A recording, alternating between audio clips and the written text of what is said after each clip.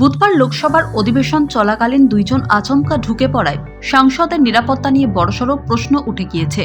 সঙ্গে নিরাপত্তার ক্ষেত্রে কিভাবে এত বড় রকমের গলদ থেকে গিয়েছে তা নিয়েও বিরোধী রাজনৈতিক দলগুলির প্রশ্নের মুখে পড়েছেন কেন্দ্রীয় স্বরাষ্ট্রমন্ত্রী অমিত শাহ।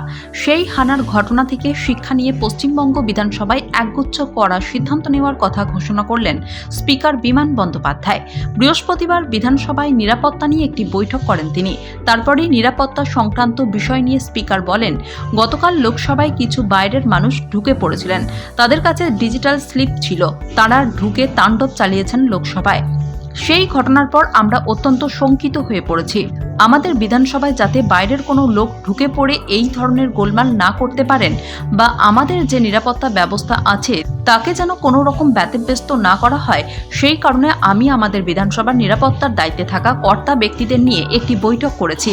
এই পদক্ষেপ প্রসঙ্গে বিমান বলেছেন, যারা বিধানসভার সদস্য রয়েছেন তাদের নিজেদের পরিচয়পত্র নিয়ে বিধানসভায় ঢুকতে হবে।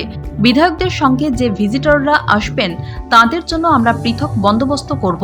তাদের ছবি তোলা হবে এবং তাদের পরিচয় যাচাই করার পর বিধানসভায় প্রবেশ করতে দেওয়া হবে। যারা নিরাপত্তার দায়িত্বে থাকেন তাদের শিফটিং ডিউটির মাধ্যমে মোতায়েন করা হবে। এই বিষয়ে আলোচনা হয়েছে। বিধায়ক ও বিধানসভার আগত অতিথিদের জন্য পৃথক দরজা দিয়ে ঢোকার ব্যবস্থা করা হচ্ছে বলেও জানিয়েছেন স্পিকার। তিনি বলেন, বিধায়কদের এবার থেকে উত্তর গেট দিয়ে বিধানসভায় প্রবেশ করতে হবে, আর যেসব অতিথি তাদের সঙ্গে আসবেন তারা বিধানসভা পশ্চিম গেট দিয়ে প্রবেশ করবেন। সংবাদ মাধ্যমের প্রতিনিধিদের নির্দিষ্ট পরিচয়পত্র নিয়েই বিধানসভায় ঢুকতে হবে বলে জানিয়েছেন স্পিকার। উল্লেখ্য, বুধবার লোকসভায় মাইশুরুর বিজেপির সাংসদ স্বাক্ষর করা স্লিপ নিয়ে লোকসভার গ্যালারিতে প্রবেশ করেন একজন যুবক ও যুবতী। অধিবেশন চলাকালীন তারা গ্যালারি থেকে ঝাঁপিয়ে পড়েন লোকসভার অন্দরে। কয়েকজন সাংসদ গিয়ে তাদের পাকড়াও করেন। তার আগেই তারা কালার স্মোক ক্র্যাকার ছড়িয়ে দেন লোকসভার অধিবেশন কক্ষে। পরে তাদের সেখান থেকে নিয়ে যায় দিল্লি পুলিশ। কিন্তু এমন ঘটনার পর বিভিন্ন রাজ্যের বিধানসভার নিরাপত্তার দায়িত্ব নিয়ে উঠছে প্রশ্ন।